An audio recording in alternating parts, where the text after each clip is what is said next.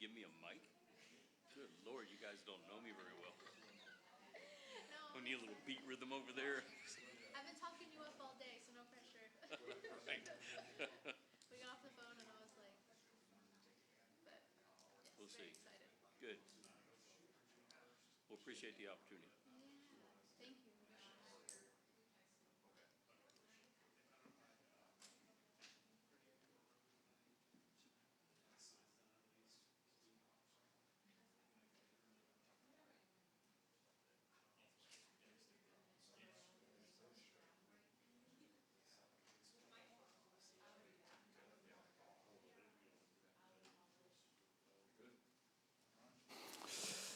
All right, well, let's call this meeting to order at 6 o'clock, and welcome to the May edition of Economic Development Corporation's Board of Directors meetings. I am Chuck Thompson, President of the Board, and I will introduce the rest of the board members after we get through invocation and pledge. Invocation is going to be done by Dr. Tanya Clark, and we'll have Mr. Brent McWaters do our pledge. So, Tanya? Heavenly Father, we thank you for the opportunity to come together in unity, vision, and service for the people of Cleveland. We are grateful for the leaders, the innovators, and the community members who dedicate their time and talents to creating opportunities that strengthen our city and improve the lives of families for generations to come. Lord, we ask that you bless the work of the Economic Development Corporation as it seeks to attract new businesses, encourage responsible growth, create jobs, and inspire investment throughout our community. Lord, grant the wisdom to our leaders as they make decisions that impact the future of our city. Give them integrity and discernment and courage to pursue what is right and beneficial for all. We ask these blessings as we ask all blessings in our precious Son, Jesus' name. Amen. Pledge allegiance to the flag of the United States of America and to the republic for which it stands, one nation, under God, indivisible, with liberty and justice for all. Honor the Texas flag. I pledge allegiance to thee, Texas, one state, under God, one and indivisible.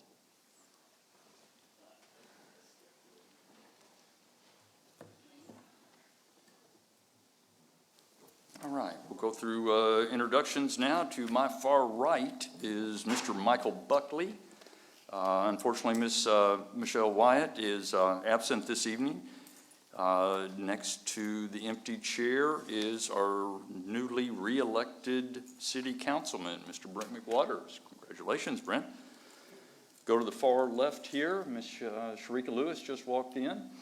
And next to her is Dr. Tanya Clark, who is our newly elected Position 6 City Councilwoman. Congratulations, Tanya. Next to her is Jasmine Funes. Next to my immediate left is our Community Economic and Development Director, Emilio Lavario. And to my right is our City Secretary, Juanita Lamont. And as you all may guess, I haven't done this in a while. We'll see if I can learn how to speak before we get too far along. I don't believe we have any public comments, so we'll skip over that on the agenda and go right to Business Spotlight in the Cleveland area. Very good. Well, you know, on Cinco de Mayo, I can understand that. So that's it. We'll go to the chamber update with Miss Victoria Good.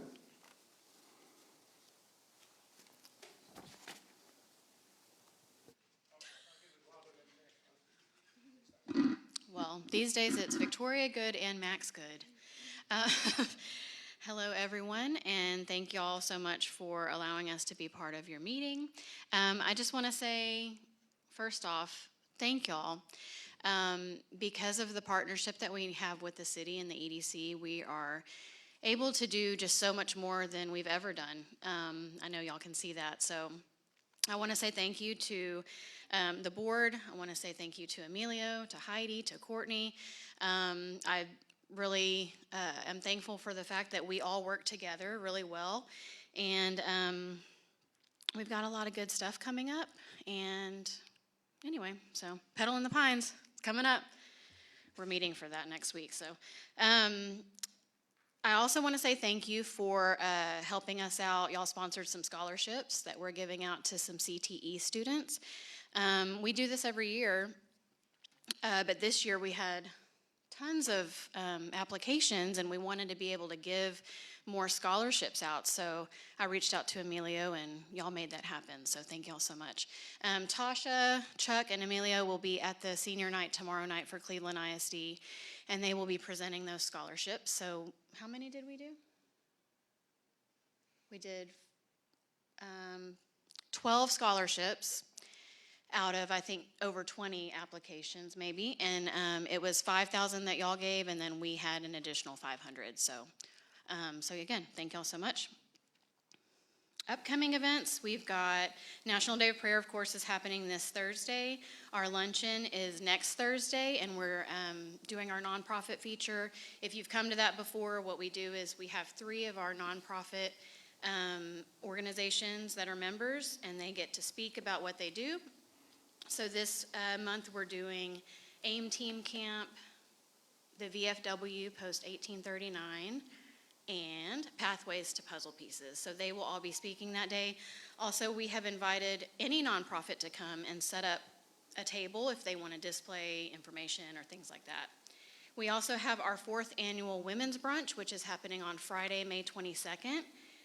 That's going to be held at Austin Memorial Library this year, so we're excited about that. It's a book theme, so it's all on theme. And then we do have one ribbon cutting scheduled for Crowns of Glory on May 30th. It is a Saturday.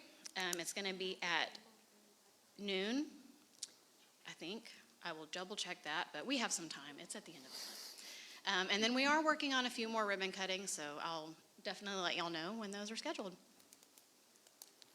Thank you very much. Thank you, Victoria and Max. We appreciate it. All right, moving on to reports and comments from board members. Economic Development Corporation members may report on their attendance at boards, commissions, social functions, conventions, workshops, ceremonial events, and similar events. No formal action will be taken under this item, and any discussion of public business shall be limited as permitted by the Texas Open Meetings Act. That said, I'll start on my far left, Ms. Lewis. Very good. Dr. Clark? Just the thank you to our city leaders and our public works team, first responders, and all of those that continue to keep our city moving forward. We just want to say thank you for all the work that you do. Ms. Funes? In the highlight of it being Cinco de Mayo, happy Cinco de Mayo for everybody. There's a lot of events happening right now, so if you're watching, I know one of them is Reyes, so right after this, I'm hoping I can get some margaritas, maybe mocktails, some tacos, something. So make sure y'all just, celebrate with the small businesses in town. Thank you, guys. Very good. We'll swing to the far right end of the dais. Mr. Buckley. I just want to thank the city, Public Works, EMS, Fire Department, Police Department for all they do. And say congratulations to our 2 board members. One got reelected, one newly elected. Look forward to y'all doing great things as always. And then just give a little shout out to the CYBA.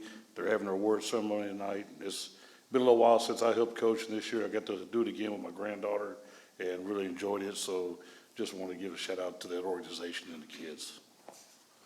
Very good. Mr. McWaters. I want to echo my colleagues about our city folks, our first responders, our city staff. Mr. Tipton doing a bang-up job. Just thank you for everything. Heidi and Emilio and team here at the EDC. I want to say congratulations, Dr. Clark. Looking forward to serving with you. Looking forward to that. And happy Cinco de Mayo. Outstanding. Don't have a lot to say. We'll just say congratulations to the newly elected council people.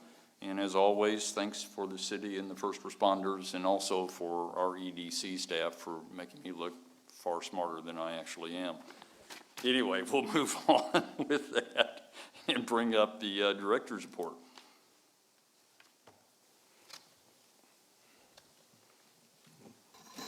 Thank you, Mr. President. Next slide, please. Fairly, short director's report. It's been very active on the community development kind of development services side of things. Lots of irons in the fire. We'll discuss some of that in executive session. Some of it's not ready for public discussion just yet, but a few things of note that we're working on that'll be coming to a head is we've talked about our business retention and expansion blitz campaign. We're finalizing the details of that, and we'll move forward into scheduling that for the summertime. And then Seven Brew, which we participated in, looks like everything's ahead of schedule, and they'll be heading into some final inspections this week and next week for a certificate of occupancy issuance here in the near future, which will allow them to do some training. There's a tentative ribbon cutting date for early June, but that's still to be determined and solidified. But just a few of the exciting things we're working on. That's all I have for you. Thank you, Emilio. We'll move on to the consent agenda. All consent agenda items are considered routine by the EDC board and will be enacted by one motion. There will be no separate discussion of these items unless a board member requests an item to be removed and considered separately. Item number 1 is the approval of the EDC meeting minutes from March 3rd of this year. And then item number 2 is the quarterly investment report from March of 2026. Do I have a motion to approve consent agenda? Motion to approve consent agenda items 1 and 2. I'll second. Thank you. I have a motion by Mr. McWater, seconded by Mr. Buckley. All those in favor? Motion passes unanimously. On to regular agenda. Item number 3 is Workforce Solutions of Liberty County Task Force update. Yeah, so I'll just tee up Tom here, but we've discussed it before, and we've also kind of highlighted it in some of my weekly reports, but we've been working extensively with Workforce Solutions and their team here locally in Liberty County on and Tom's going to talk about it, but a county-wide career task force to engage employers and stakeholders involved in workforce development. So he will go through kind of our efforts, where we're at and where we're going, but I'll turn it over to Tom. Perfect. I don't know if you guys can hear me on this. Good. So thank you all very much. First of all, thank you for having us. My name is Tom Munessa, Business Consultant Special Projects with Workforce Solutions. And this is Susanna Dixon with me. She's Supervisor of Business Services as well. Before we get started, I just want to mention somebody brought up Cinco de Mayo, which I did a little research on and found out there was the reason that celebrated it was actually a battle of Pueblo, I believe, where a much smaller Mexican army defeated a much larger French army. And the way they did it was by serving them margaritas and chips. So anyway, just threw it out there. Listen, the reason I want to talk to this real quick is what you see on the screen right there, serve as a convener and forge strategic partnerships, is one of 4 strategic goals that the Workforce Board has laid out for us to provide out there in services. I'll tell you the other 3, but if you want to hear them, you got to invite me up here to talk again, all right? But this one's important because this is what led the start of how we were going out and realizing that we had to meet with some different folks and start bringing people to the table. Next slide, please. So one of the things that we looked at for Liberty County, and understanding where the county's at, we understand there's going to be certain hardships, certain challenges, but we don't know is that what are those hardships, what are those challenges exactly? We've got to get in the community to find out what those are all about. So the idea was we're going to establish a county-wide career task force. The reason we chose a career task force is because if you think about it, everybody has skin in the game. Everybody's either hiring somebody, they're either, with employees, they're developing the next workforce, they're city elected officials and so forth that are worried about the employment numbers. Everybody has a reason to be engaged with a career task force. So that for us made the most sense. Next thing we want to do is we want to take and align those different components. We want to look at, okay, what's coming up in the workforce? What are the challenges the education group is having? What are the challenges connecting the people that are coming up and getting into the industries? And what community resources can we use out there to kind of make that whole piece fit together? So then once we had figured those pieces out, we want to identify the workforce challenges that are, again, specific to this area. And we've done this before. Last year we did it on the west side. We had some great results. But again, we kind of had the blueprint. We just didn't know how to do it exactly because everything's going to be unique in each community. And then the last thing was just to develop collaborative solutions through the industry roundtables. And I'll explain more about in just a second. Next slide, please. So the first thing that we realized when we get out there, and you guys probably see a lot of this, we've got some amazing people doing some amazing things, but everybody is literally operating in silos. They're sometimes working on the same projects and not realizing that there's two different groups that are working on the same thing. So the first thing we had to do was try to figure out how do we bring everybody to the table. And that's where we went out and started meeting with the chambers, the EDCs, the ISDs, just literally bring everybody to the table and say, let's talk about what we're trying to achieve here. Once we're able to do that, we could realize we could coordinate some of the benefits out there. I heard someone mention about some scholarships that just went out through the EDC in a partnership with the chamber. It's amazing that you guys are doing that, but just imagine, we have some dollars available as well. What if we can work with you guys in the future scenarios and say, hey, for this individual, we've already got him covered because he hits the hardships that we need to require. So let's pull him off of your list. We'll get him another means through our process, and then we can add one or two more people through the process. So that's the whole basis behind this, right? What community barriers remain fragmented? What's causing this? Is it transportation? Is it income levels? Is it education? Is it means to get to some places? Is it understanding the challenges that the individuals are going through? You know, a lot of us realize, you know, depending on where you come from and so forth, there's a lot of young youth out there that when they get off school, they go right home. And the reason they go right home is because they got younger siblings that they've got to watch while their parents are working 2 and 3 jobs. So those are the things that we've got to figure out. How do we alleviate those issues and remove those barriers so we can get them into the workforce? Next slide, please. So the Career Task Force, what it does, countywide leadership collaboration. Again, it's bringing everybody to the table. We started with meeting with the county judge. We had him introduce us to a few folks. We started with those, introduced us to some other folks, and we realized here's all the players that we've got to get to the table to start realizing what is the next piece we're trying to achieve, what are we trying to do. Once we can do that, we can align the investments in the workforce strategy. We understand, and if you guys aren't familiar with how the dollars flow for us, it literally starts at Department of Labor. It comes into the state through the Texas Workforce Commission, then spreads it out through 28 workforce boards. The Gulf Coast Workforce Board is 28, and we are the largest board in the state of Texas, right? So the idea is that we're trying to get those dollars to come in through the federal government and get them out to the community. Here's what I'm going to tell you flat out, and it's no big secret. If the rural communities don't get a hold of it fast, Harris County will soak it all up, and they'll do it fast and look for more, right? So we've got to find a way to get these programs out there, get them established so that money's flowing into the community, okay? Share labor market intelligence, I'll cover a little bit about that later.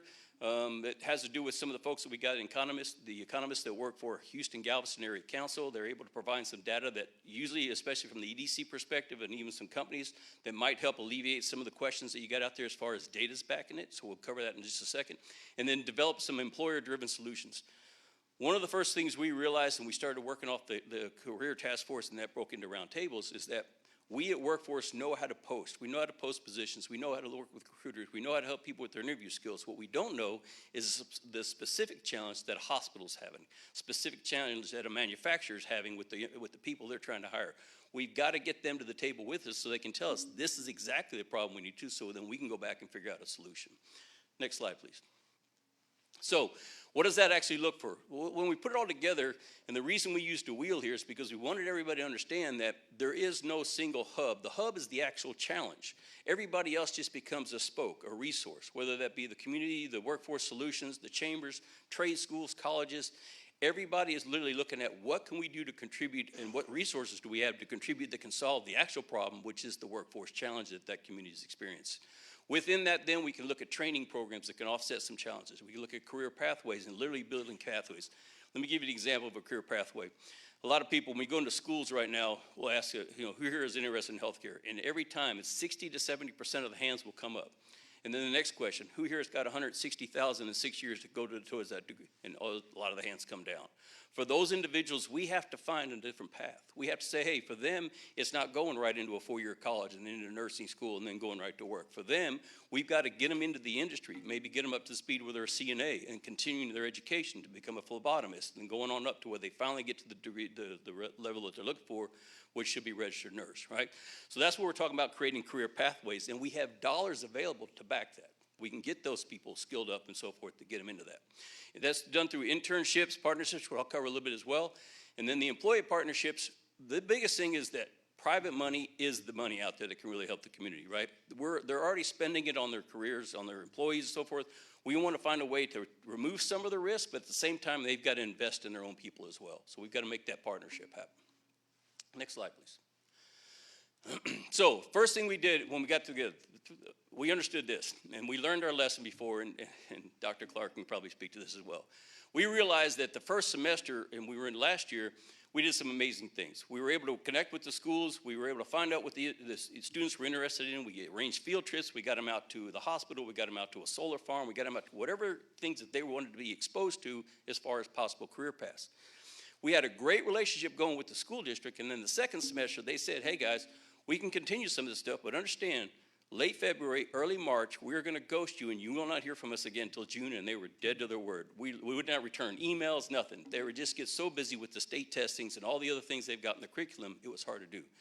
We knew that was going to be a challenge this year, so when we started this in January, we realized we had to get the ISDs on board fast, try to get on their schedule, and see if we can make something happen.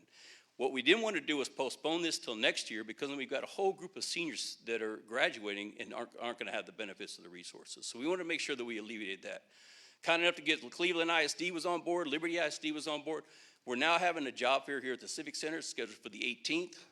We're going to have however many students they can bust in from the Cleveland school over here. We're trying to get Tarkington to contribute as well. We've got 150 students, graduating seniors that are coming from Liberty. And the idea is to have this first one, get it under the belt. We want to be able to say, hey, this is what worked, this is what didn't work, this is what we can improve, so that next year we can have a much bigger, scale it up and grow it till we can affect a lot more students, right? So what is going to be provided there? Well, basically, we're going to have everything that's covered.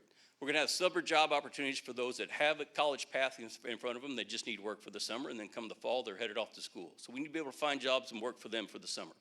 The other ones we need to have, they're going right into the workforce, we need to have a tangible career path, something where they're starting at an entry level, but it's showing a career path going up.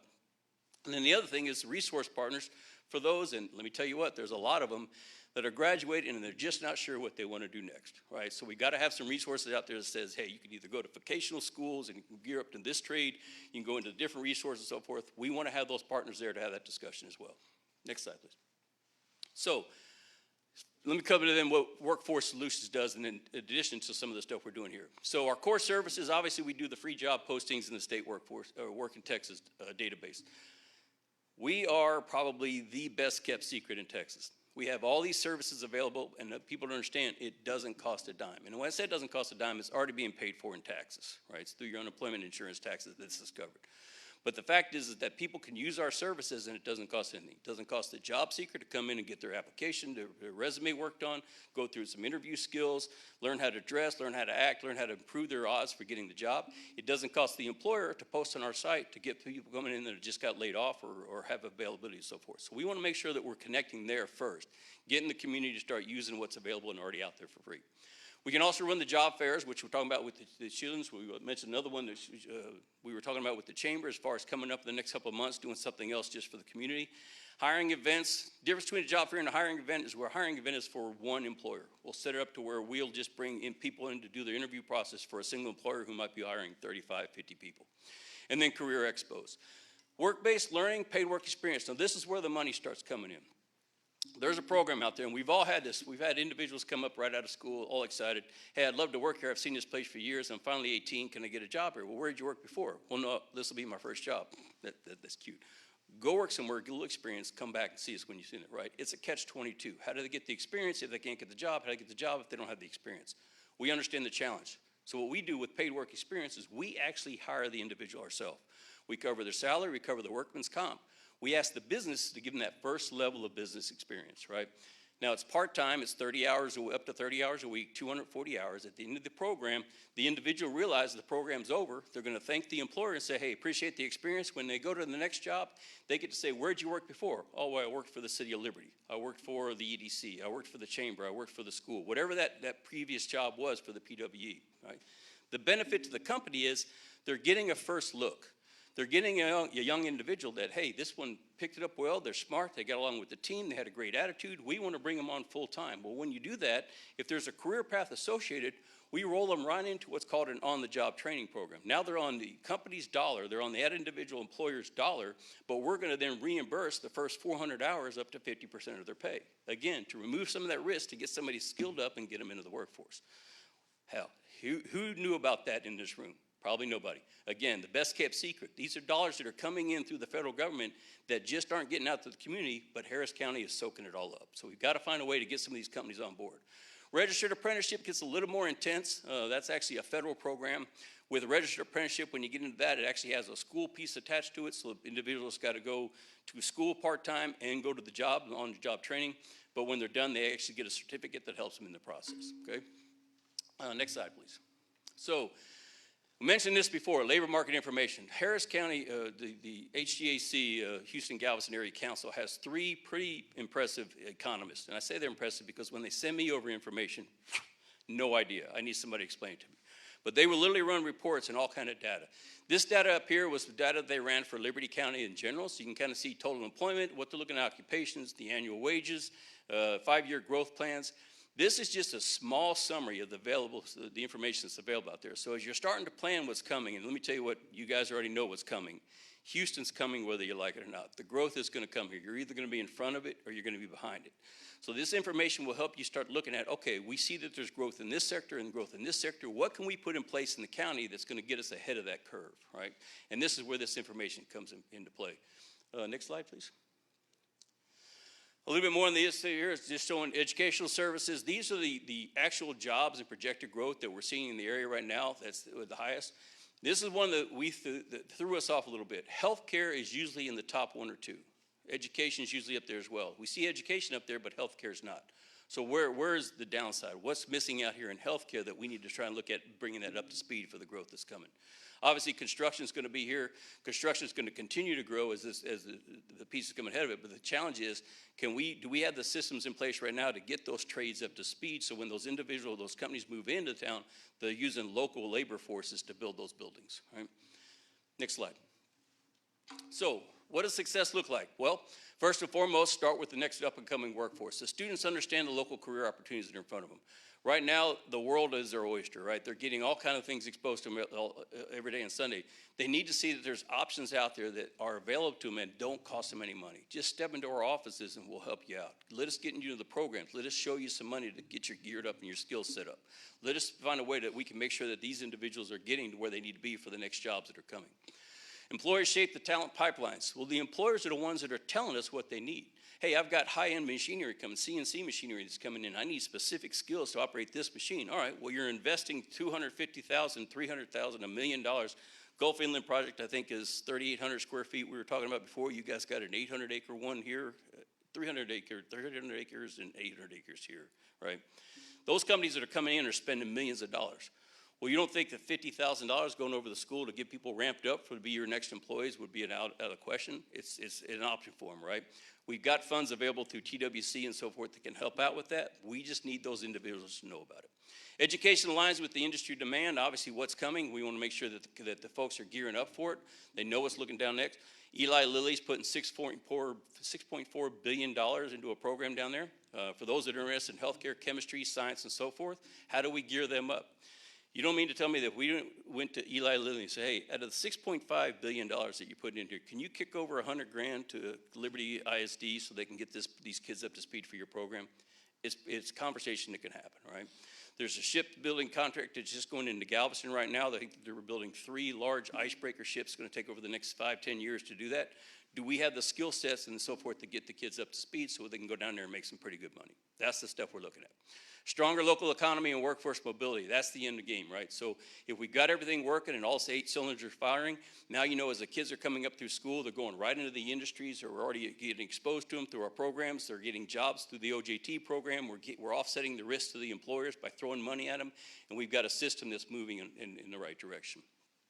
Next slide. So, call to action. What does I need from everybody? Well, obviously, the first thing is help me get the word out. This is the best kept secret in Texas, and it doesn't need to be, right? We've got to help get the word out to the employers, help them understand that there's avenues and stuff that we can talk to. We can get them some money in their pockets. Participate in their local career task force.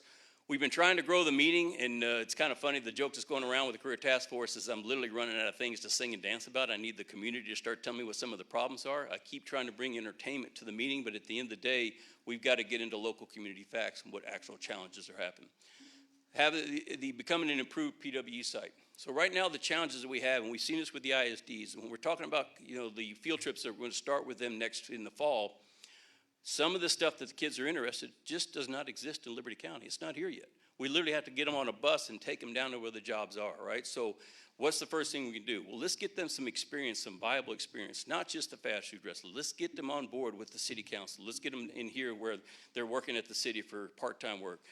We can literally fund multiple positions. It's not just one individual. And again, this isn't to replace a hired position. These are just individuals where, you know, I need you to go file this. I need you to go over work at this. They're getting experience working. And a lot of it is basic experience. You guys are going to see what I'm talking about. But it's basically, all right, we put our phone away until break and then on lunch, right? That kind of stuff. But it gets them to the next level, okay? Support the industry roundtables. When I was telling you before about the career task force, the idea with the career task force is then we split off and we understand there's some challenges. We've got a healthcare, we've got an industry education roundtable, we've got whatever industries that are spiking. We bring them to the table and we say, okay, what is it challenges that you guys need and what is it the career task force? If we can dig deep into the challenges with the roundtable, we can bring that information back to the career task force and say, all right, here's some of the stuff they need. We've got some resources, but we need additional resources. Where can they come from? And it's the community that's going to help figure that one out. All right. And then champion a unified workforce strategy. Obviously, guys, we've kind of gone through the whole thing, but if everybody gets on board with this and realizes, hey, it's time to get out of the silos, get to the table and realize what can we do to all contribute a little bit. We're not going to be 100% of the solution. We already know we're not. The dollars that we have that coming through, they have to qualify for certain hardships, and we understand that, right? So we're only limited to that piece. Once they don't have that hardship, we can no longer help them. TWC has a different line. They come in and work with the businesses. There's some stuff where they're actually offering $500,000 for companies to come in to help skilled labor. But we've got to make sure that conversation's happening with TWC. So it's really just bringing the whole thing together, and when we don't have the available resources, we got to be able to say, okay, who can we bring to the table that does have those resources, all right? And then I think the last one is me. So I didn't have any business cards with me today, so this is my information. You can take a picture of that. By all means, if you need to, shoot me an email. You're welcome to reach out with the EDC folks who I'm in communication with all the time as well.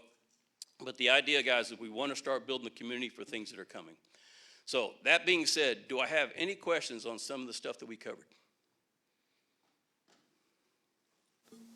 When you talk about businesses getting involved, is there a certain size company that you're looking at, or is it just from your small mom and pops to your large industries? All of the above. The low end, no, they have to have three employees already to be into a system, into the state mainframe system through taxes for us to be able to recognize them as something we can support. But once they've got to that level, then we can help them with everything else. Yeah, because most of the businesses here in town are smaller type businesses, Yeah. so that's why Yeah. I asked, because that may be an option for them trying to find some extra help. No, and that would be a perfect scenario, because at the end of the day, you know, when you help a big business by cutting off some of their labor costs, you're like, oh, that's great. When you help a small business, it's huge. Anybody else? And do you have a range that you look for businesses to get involved, like within a community you're looking to serve, you know, like 5-10 miles? Is there, you know, just within city limits, or do you have a kind of an outline of what you look at for business opportunity? No, great question. So it's kind of unique, and you guys probably experience the same thing through tax dollars, right? The community out there doesn't realize that there's a hidden boundary that's out there, whether it be city, county, and so forth, and even for us as well, right? We've got zip code based is how we work. But as long as somebody's willing to drive to a position, I guess it doesn't really matter whether they're coming in from 20, 30, 40 minutes away, right? So the biggest thing is, can we start serving this thing as a whole, figuring out how to get the problem solved, and then extend the boundaries or get to the boundaries when that comes up. Okay. Is it, kind of just maybe refresh from yours, as far as business-wise, is it just isolated to like the city, or is it county-wide or counties-wide? So we operate our actual Gulf Board, the Gulf Coast Workforce Board operates in 13 counties.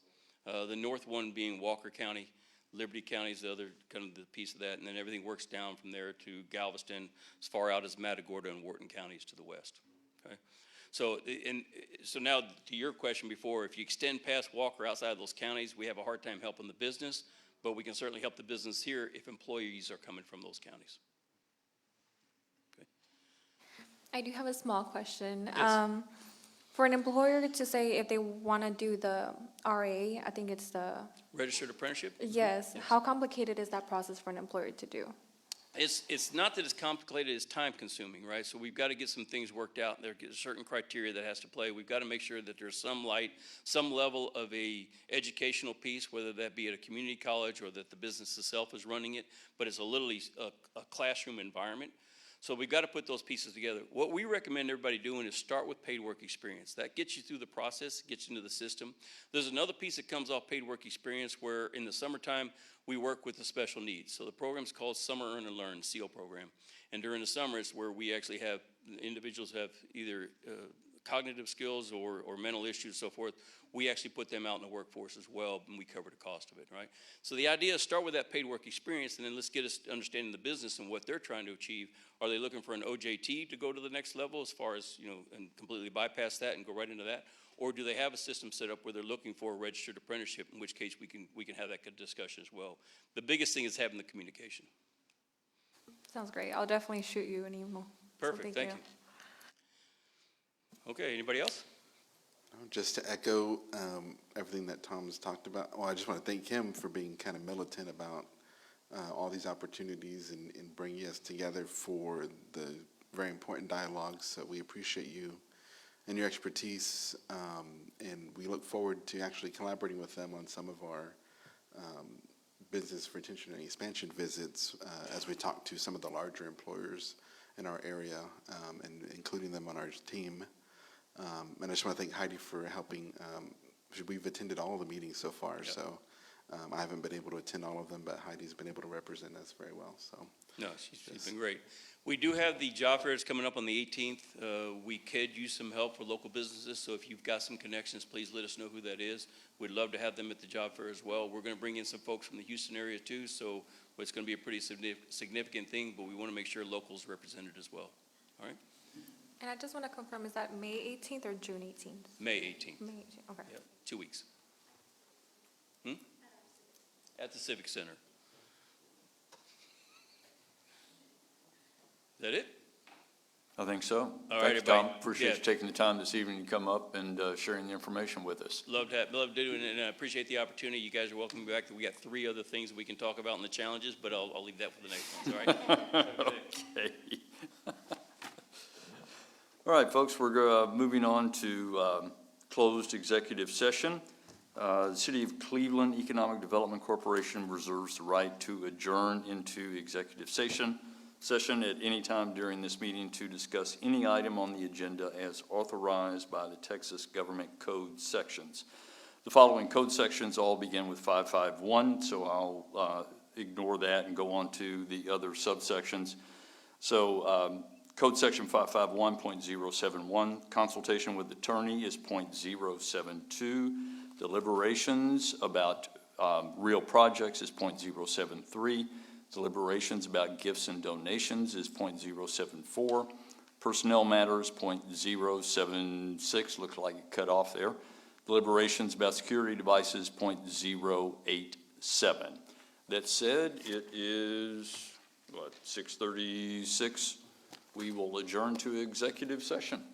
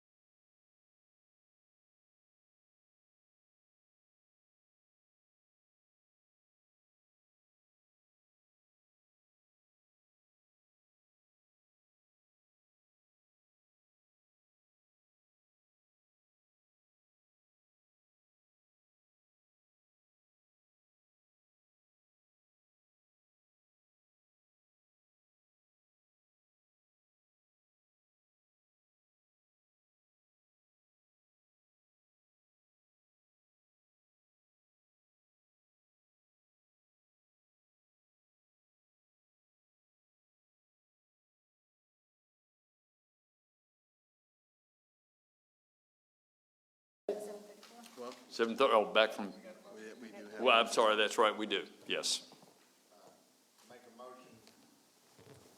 Make a motion that the Board of Directors of the Cleveland EDC authorize the president to prepare, negotiate, and execute a non-binding letter of interest for the potential acquisition of real property, including approximately .5165 acres located at the northeast, for the purpose of initiating preliminary negotiations, subject to future board approval at a duly posted meeting. I second. Very good. All in favor? Passes unanimously. Second? I second. Very good. All in favor? And we are adjourned. Have a good evening, everyone.